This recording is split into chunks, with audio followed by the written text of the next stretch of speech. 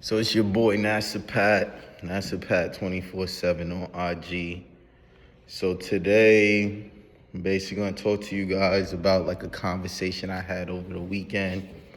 And basically, the conversation, I was speaking to one of my homies. He's actually in my fraternity, Alpha Phi Fraternity Incorporated. And basically, he's working a corporate job, making almost six figures, and he was not putting anything towards his 401k.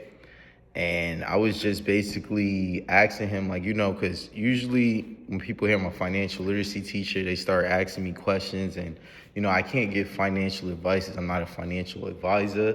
But sometimes I just walk them through what they're doing and repeat what they're doing with a little bit of common sense. So, like I said, my fraternity brother makes 100K, six figures, and wasn't putting anything towards his 401k.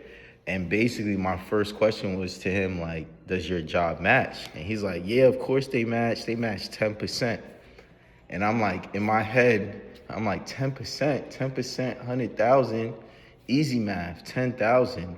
So your job is willing to give you a free $10,000 if you're willing to put up $10,000, but you're currently not doing it at all. So to me, it was kind of silly because if he was able, mind you, he makes 100K.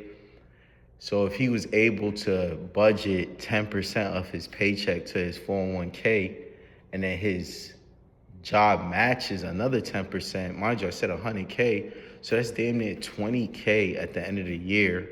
And my math might be off. And like I said before, I'm not a financial advisor. I'm not licensed to give any financial advice. But math is math. So if I make 10% of 100K, that's 10,000. My job matches it. That's another 10,000.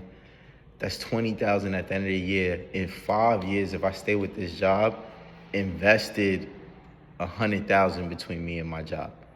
And we know that the market goes up. So that 100,000 over 5 years might be a calm little 120 or 130. I don't know the math. I'm sure I could type it in the ChatGPT. So can you, and you can see the exact math. So he's tripping 1,000%. And then, we got into the question. He's like, yo, $1,000 a month really is 800, maybe a little bit over 800 a month is 10 racks.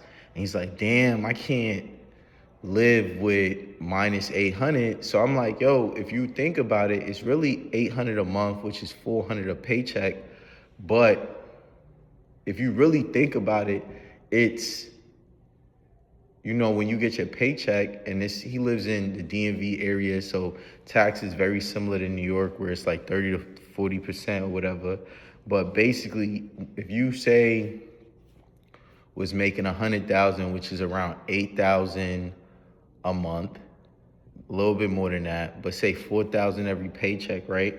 So you're supposed to get 4,000 a paycheck, but after taxes, which is like 30%, 35%, 40%, you might only see $2,800. So you're seeing $2,800 after your paycheck, maybe 29. So say like 28, 29, let's say 28.50. $400 out of your paycheck won't even be 400 because you're looking at your paycheck like you get paid all your money. Taxes are taken out of your money. So realistically, that 400, you might only see 250 deducted from your paycheck. So really, you gotta re-budget $500 a month. Your $500 that you don't see in your paycheck is about 8 something before taxes. Your job matches that 8 something every month. That's 16 something. At the end of the year, 20 racks.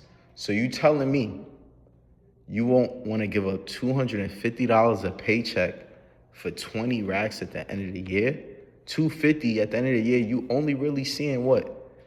$500 a month, $6,000 a month. So $6,000 a month that you can keep and fill and whatever, spend whatever, or $20,000 in a savings account. The math is simple. You feel me? If you're not investing, if your job not matching, figure it out. Get a new job. It might make sense to get a new job that matches at a 10%, at a 7%, at a 5% versus a job that you work at that isn't willing to give nothing. And if your job ain't matching nothing, you should just that should be a mental note like, damn, maybe I need a new job. But that's my 2 cents. Remember, this ain't financial advice. Follow me, NASA Pat 24/7 on IG. I'm on YouTube. Yeah, let's get to it.